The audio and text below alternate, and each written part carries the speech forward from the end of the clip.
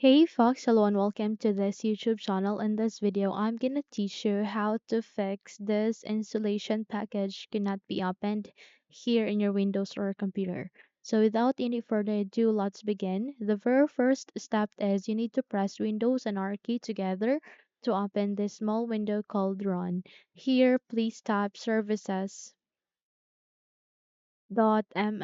Again, it is services.msc. Click on OK to proceed.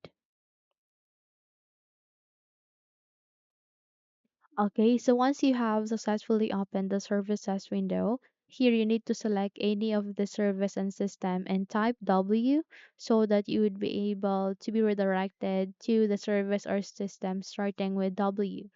Here you need to go with Windows installer, okay, and do a right click and go with Start.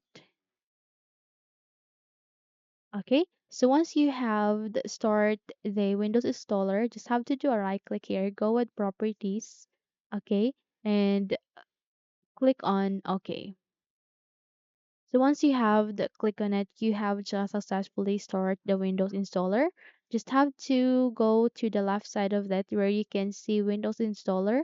It has the stop the service and restart the service. Just have to click on restart the service, okay, and wait until the restart of the service.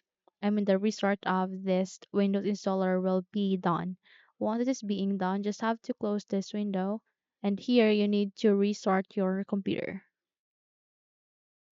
Okay, so once you have relaunched your Windows again, check if your problem has been fixed. Okay, so that's it. If you think this video helps, then don't forget to subscribe, hit the like button, as well as the bell icon to be updated for more tutorials like this.